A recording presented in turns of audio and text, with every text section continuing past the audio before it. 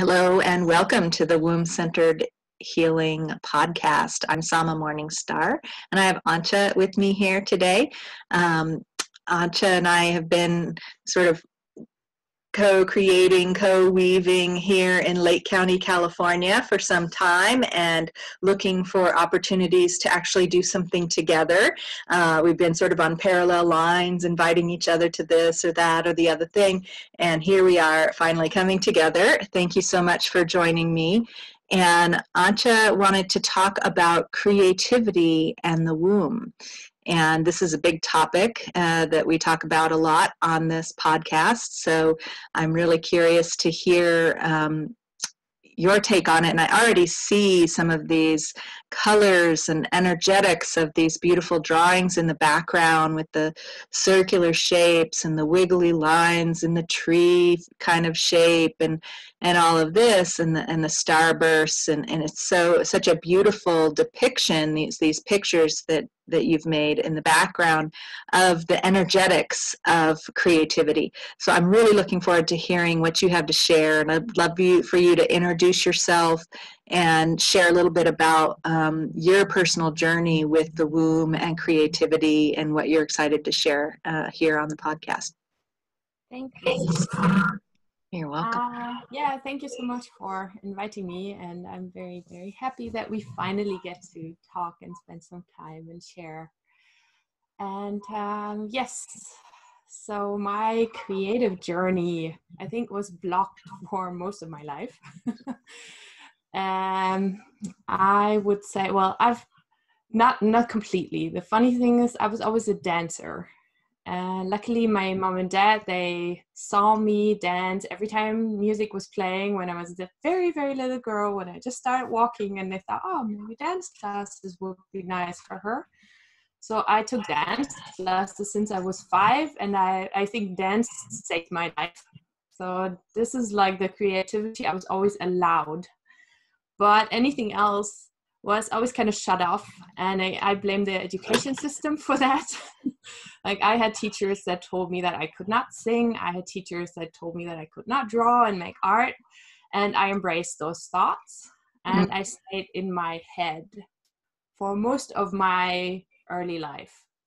Way into my 20s, I was studying a lot. I mean, I didn't have a bad life, and I always had dance, so I was kind of like, but that was the only way for me to express myself. Mm-hmm. And I was longing for something else. And I remember when I was just, let's say like mid-end 20s, I started to like very slowly start to make a drawing here and there and try out new things, but I felt really blocked.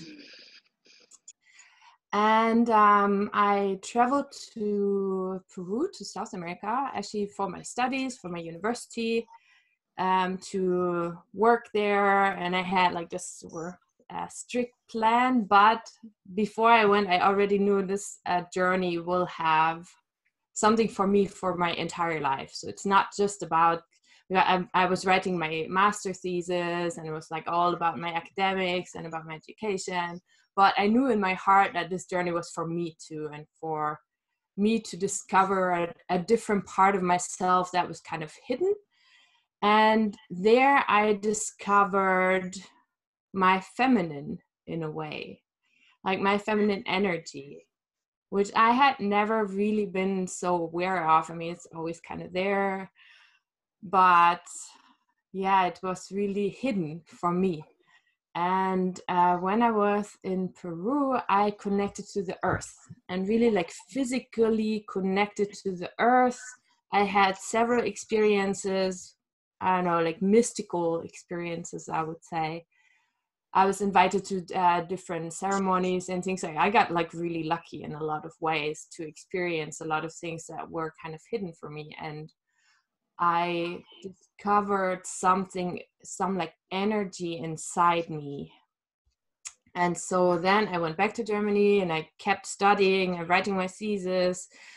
But after that, this feeling did not disappear. And I started working actually in a really like fancy, nice job in the university. I was teaching future art teachers, but I was the only one in the institute that did not have an art degree. My degree is in education and social anthropology and politics. So I was like the little freak there somehow. I was teaching artists, but I did not allow myself to be an artist. I thought like, I need someone else to give me this paper that says you are an artist now. So I did not allow myself to be an artist and to be expressive and creative. I was still like in my head, I had like all these ideas about what is an artist and what you can do and you cannot do. And so I had this job and I was allowed in my office, sitting in front of the computer, and I made art at home just because I had to. I was starting to be in this place where I had to express myself, and really in order not to go crazy and not to be depressed. I started drawing like weirdest stuff, like just just like taking the pen and going crazy. And I was making jewelry. I learned to make jewelry when I was in Peru, so I was literally sitting there just making things and enjoying this feeling of the creation that I could hold in my hands and that I could look at, and that was not just in my head but was actually like manifested like in the real world. So you could actually do something with it. And then eventually I quit that job because it made me depressed, even though it was like a really nice job. But I thought, no, I can't do it. My professor wanted me to do the PhD and go all this, like I had someone pushing me. And at one point I was like, no, I don't want all that. I don't need all that. It's like, this is all just in the mind. But my body was suffering. And because of the dance, I had a good connection to my body still.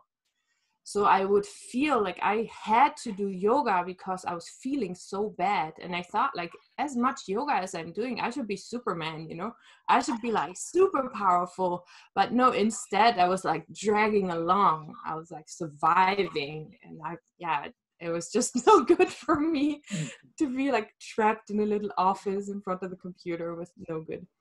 So then I came to the US and literally I just wanted to travel. I met my future husband here. Life changed like 180 degrees. Everything changed. And when I came here, we lived literally in the middle of the forest for the first 4 years.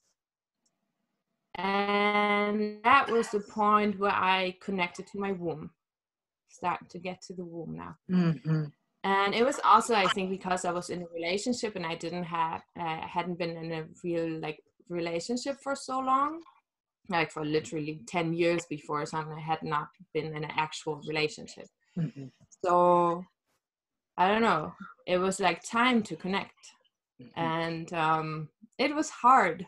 It was really, really hard in the beginning. There was a lot of pain in there and a lot of work to do. And I did a lot of meditation. I was a lot outside in the forest. And I made a lot of art. And with every piece that I made, whatever it was, if it was like a jewelry, if it was sometimes doing sculpture, I work a lot with natural materials, and then I'm doing drawings. So, and painting sometimes, like now it's more and more and more. So with every little thing that I made, I felt like I healed a part of myself. And so slowly, step by step, I've like created this connection where now I feel when I create, it doesn't come from my head. I don't have an idea up here. I have an idea in my body. It's like something that needs to be expressed that comes from down there and comes up, and not from up there and comes down. I mean, there's like, it's interesting because I also do Qigong, and we have like this channel, the energy channels.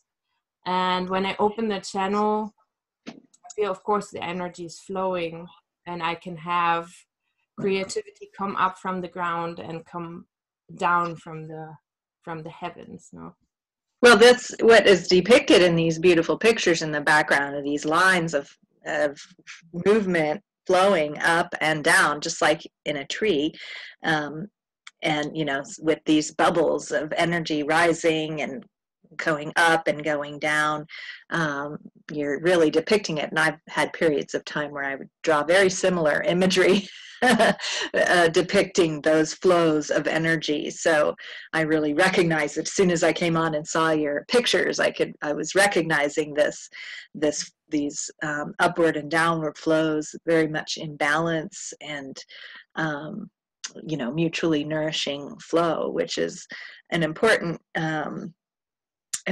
balance to have. And I'm glad you brought that up, of the creativity rising up from below, but also coming down, especially when you do practices that help to balance your energy, that it's also coming down. And that downward flow is actually a very feminine flow of spirit embodying into us through our bodies. And then, of course, that upward flow can be very feminine if it's coming up from earth through our bodies, up through our wombs and our hearts, and into what we create in the world. But that downward flow is also an important energy to connect with, because we can, you know, especially like with say, for example, Kundalini yoga practices that are all about that transcendent flow of getting up and out the body, and not so much focused on allowing embodiment, but also like there's a difference between that transcendent flow of getting up and out to get to higher dimensions or higher vibrations. There's a difference between that and feeling the upward flow of womb energy that wants to create and make offerings to this world, to the world as it is now, and support the evolution and nourishment of the world, that includes the physical, that includes all of the dimensions, instead of trying to get out of this dimension into some other place that's supposed to be better, enlightened, and all of that. That flow, I feel, has very big limitations and is causing a lot of suffering, because many people use that flow to spiritually bypass the traumas that we've experienced and the suffering that we've experienced and passed down through the generations here on this planet. And then that perpetuates it, where we have the capacity, as we invite this downward flow and this up through the womb and out the heart into the world flow of gifting our purpose and our gifts to the world, to transform this world on all levels into heaven on earth. So that's just my little spiel about what those images are meaning to me, and that those flows of energy. So I'm curious how that lands for you, and if you have any further reflections on all of that. Really like that. For me, it's, yeah, I feel the same. I've started with yoga many, like, I don't know, 20 years ago, over 20 years ago, probably. And it's interesting, my first big journey was to Asia. I was in Nepal several times. And that energy for me is very much up. Like there, everything is up and everything's like, yeah, this Kundalini rising and activating the third eye and all of this. And that is great. But I was already activated. Like for me, this point, I think, I don't know, sometime in my teens, when I was like 10 or 12, I started feeling vibrations here. And so when I went to South America, the energy was going down. And it was, I don't know, for me, I don't know why, but this continent feels so, and like North America as well, I think it's connected, no? So when I first came, it was just this immense feeling of energy from the earth. Like I love to walk bare feet. So I would always run around bare feet. And I felt that my feet were blocked, like my foot chakras were blocked, you know. It's like I could not receive the energy from the earth.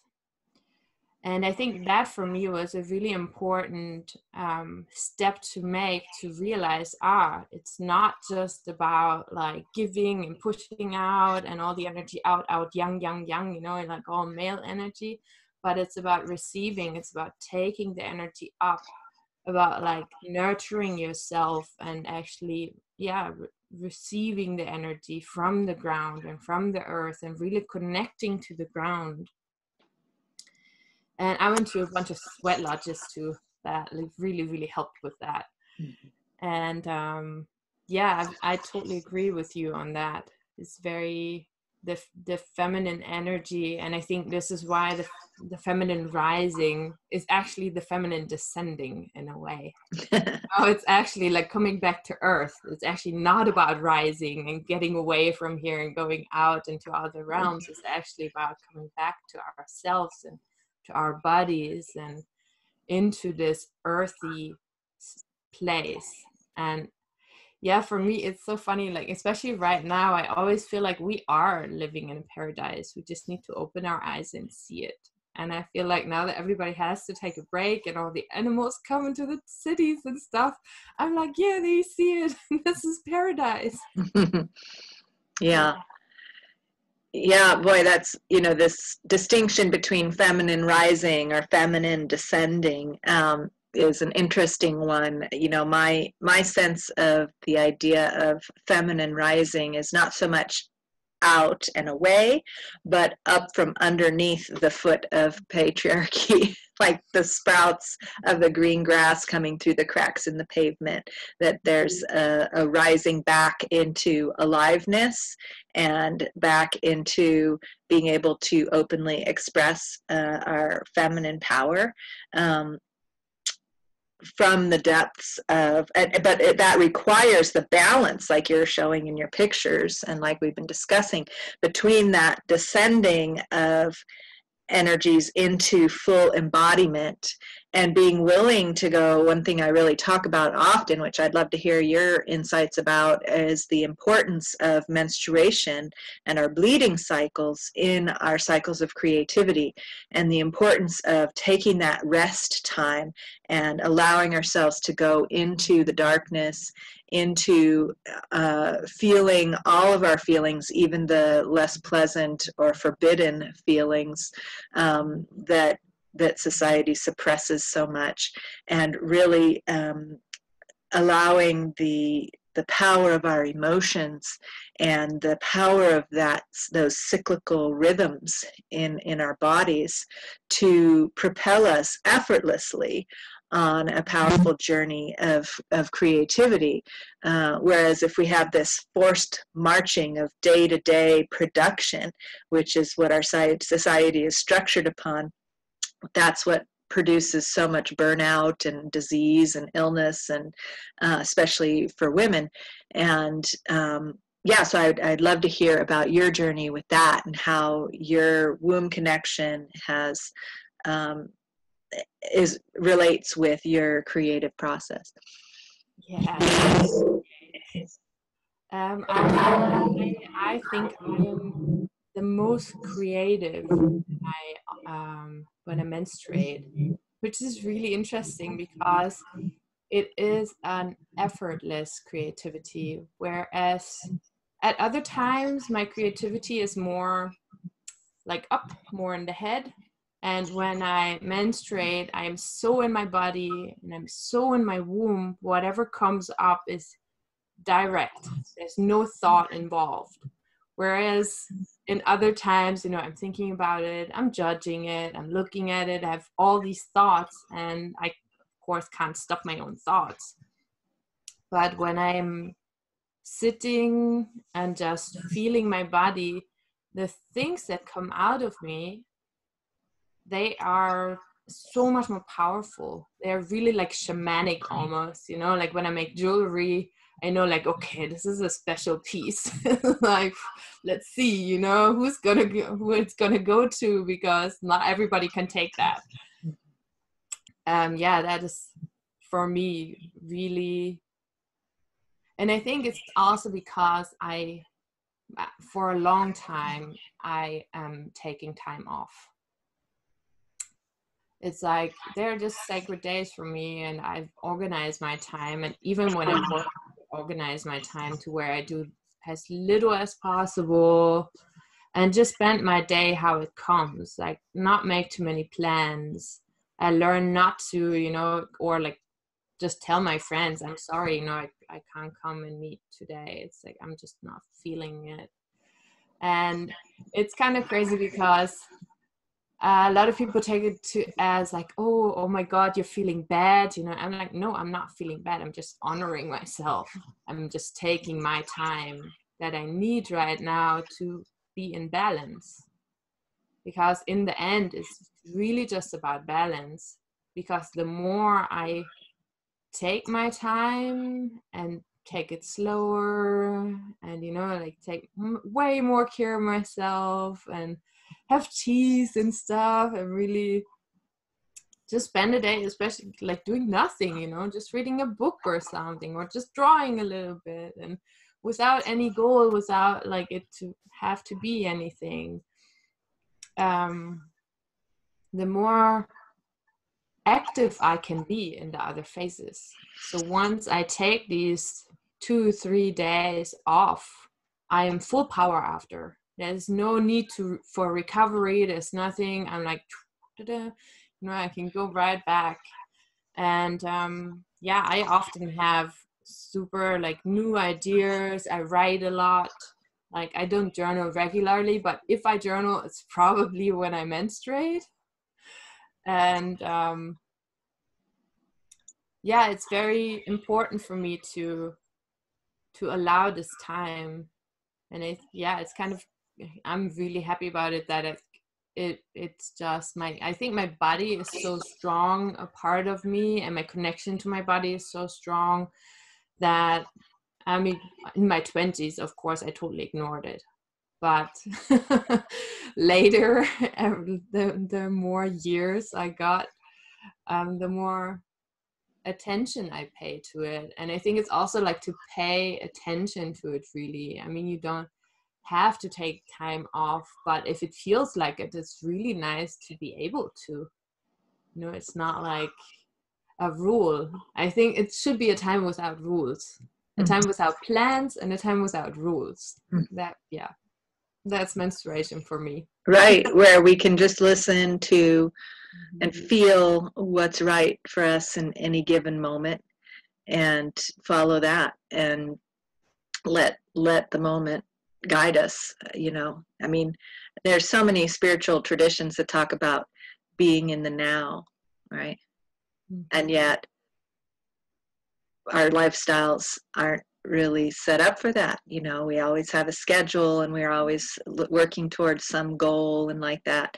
And the more we can allow for that, especially when we're menstruating, the more, I mean, it can become a spiritual practice. I mean, for me, it certainly has become a spiritual practice, and it's very powerful. And a lot of these spiritual practices were modeled after the natural states that women in reverence to the female reproductive cycles and abilities experience just on their own, just by embodying fully in a feminine body and paying attention to the menstrual cycles and being honored for menstruating and having fertility and having experiences of sacred sexuality and conception and childbirth and being honored and fully nourished. Women naturally experience states of bliss and spiritual oneness with the divine, and the divine mother, creator of all things, flows through us and shows us what it means to be fully alive and fully spiritually at one with God. In fact, there's a pivotal book that talks about the history of yoga, particularly actually being a herstory, the ancient herstory of yoga, and talks about how yoga practices, original yoga practices, were modeled after this, and that it was very well researched book about that, and how we can move away from the yoga that is designed for men to try and achieve those states without having that menstrual cycle and experiences of childbirth and all of that, which is a very different kind of yoga than a yoga that supports women to fully embody and allow for that. So the difference being that some approaches to yoga basically say, if you're menstruating, you just don't come to class, right? And then it's just not right for menstruating women to come to this class. Whereas yoga that honors and supports menstruation would, in my ideal world, would center the class around, and I just attended a class online by the author of this book that centered the class around where the majority of the class was in their menstrual cycle. It was for women, yoga for women. And she asked at the beginning where everyone was in their yoga cycle based on the seasons of the year, and everyone there is aware of how to express where they're at in their menstrual cycle. If you're menstruating, you'd be in the winter. If you're premenstrual, it'd be autumn, and like that. And so everybody put in there, and she noticed that there was a majority of the class in the autumn and in the winter of their cycle.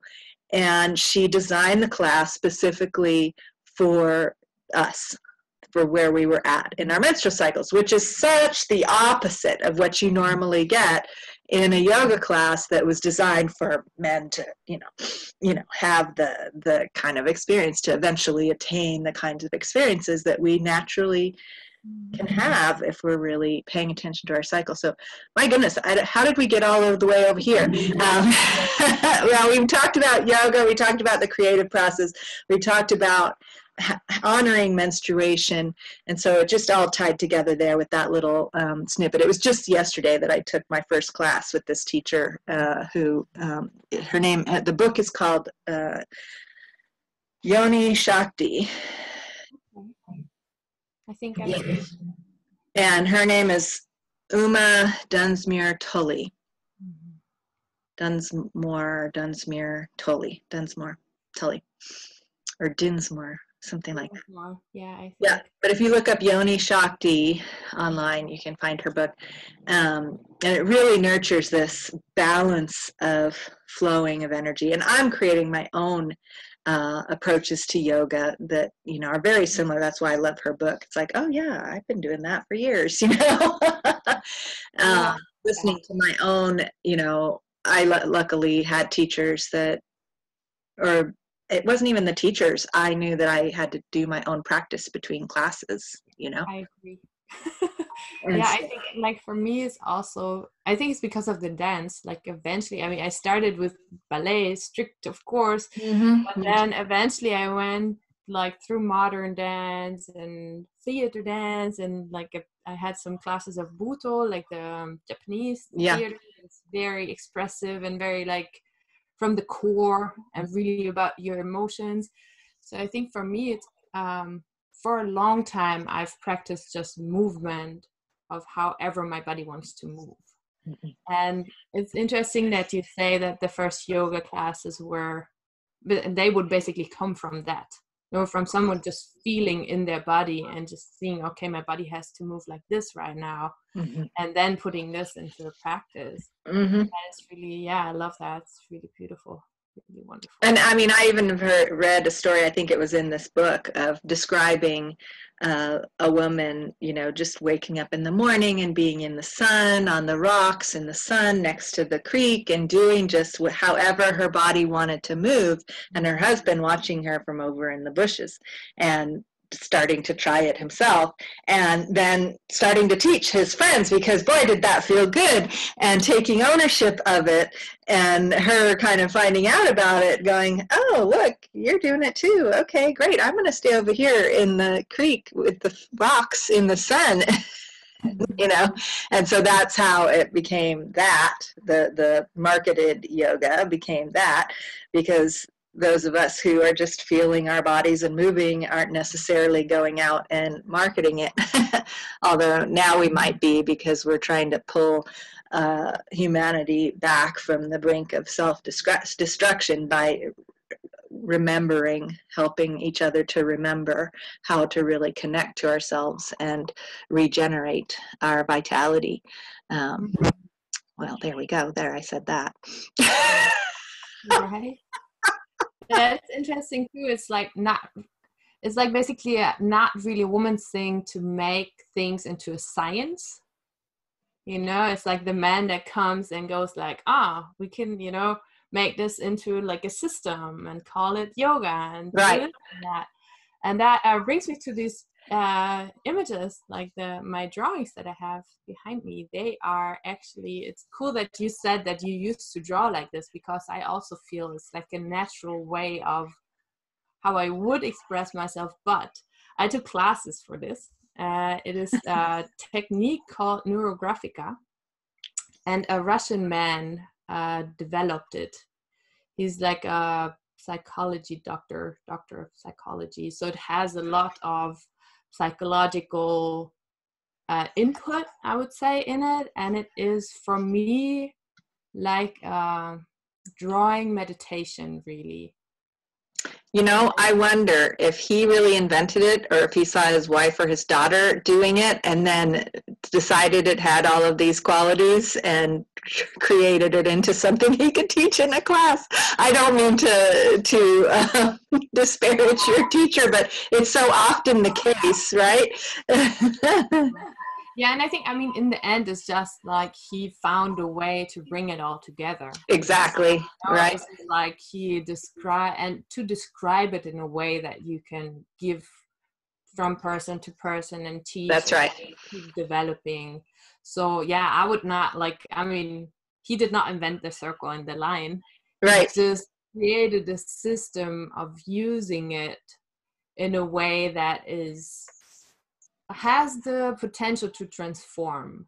Mm-hmm. And it's very interesting how he does it. And yeah, I studied it a little bit now. Since last year I started studying it, and I did this certificate now to do certificate. All right. It's funny to me always, like you need a paper for everything, right? Okay, now I got a paper. But yeah, so I can use it in my work. And this is actually a tool for transformational coaching, for example. And well, I just teach classes. I did a lot, like mostly free classes. Mm-hmm. But yeah, I'm like slowly taking steps there, taking my time, because I don't want to overwhelm myself. Right. But it's very interesting to get deeper into this and deeper into the drawing and deeper into like how the line, like his idea is that every line that you draw is a thought. So you can think without words. It's like thinking without thinking.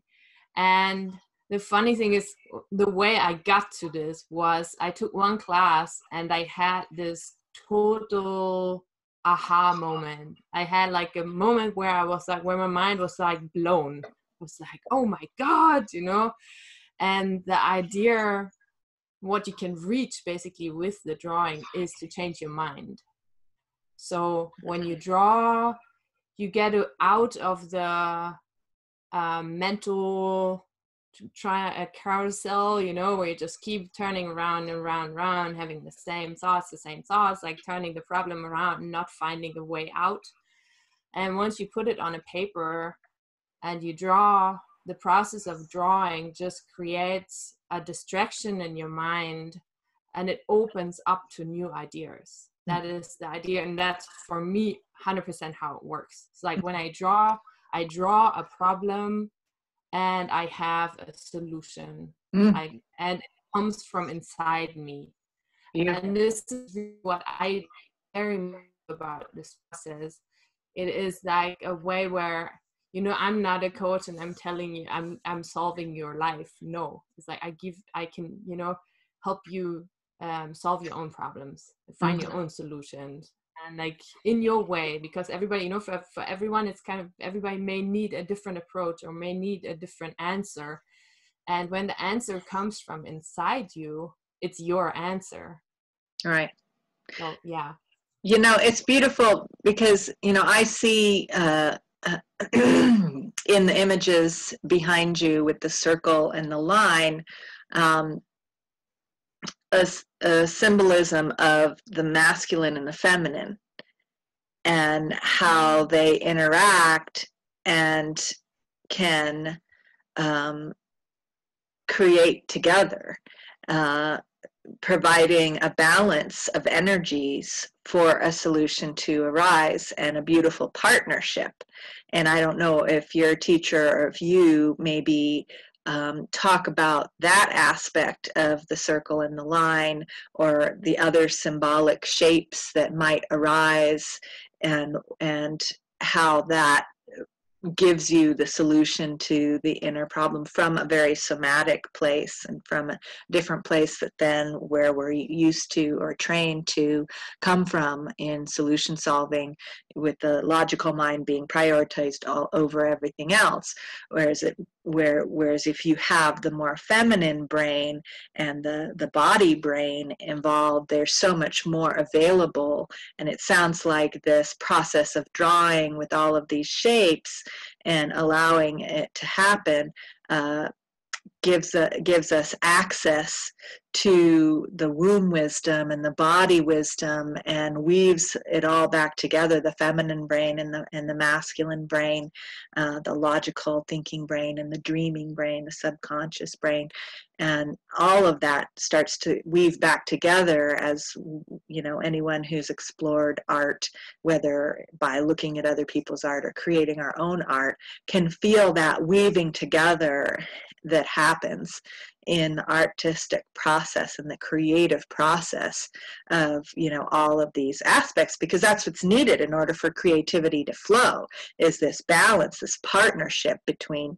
our right and left sides, our logical thinking, our creative thinking, our verbal, nonverbal, our subconscious and conscious, our womb, and the fertility of the womb and the cycles, and all of this gets woven together in a beautiful partnership. And I really see those energies flowing that way in those drawings. So I'm very curious. I guess, are these the classes you were telling me that you have online on your website? Can you tell us about that? Yeah, I really love the way you just described it. That is very much exit to the point.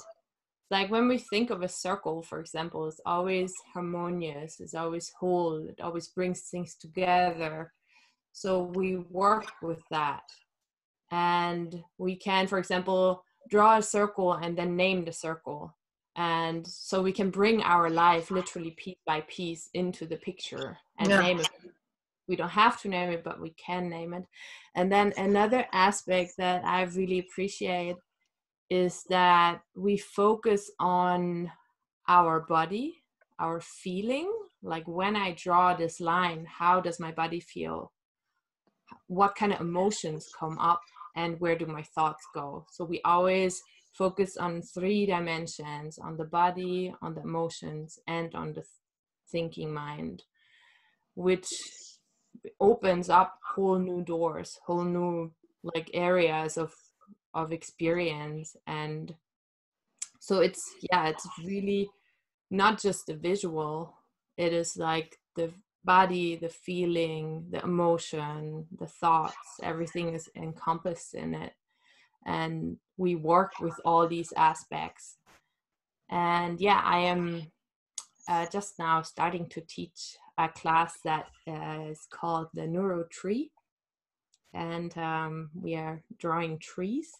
And the interesting thing about the tree is, also we work with the breath, which I, as a little yogi in Qigong, I'm like, the breath, of course, totally important. So actually when you draw the line, you can breathe the line. And the painting or the drawing can be infused with your breath. And this is one thing that we do in the tree drawings. All the lines go from bottom to top with the breath. And the movement upwards is like the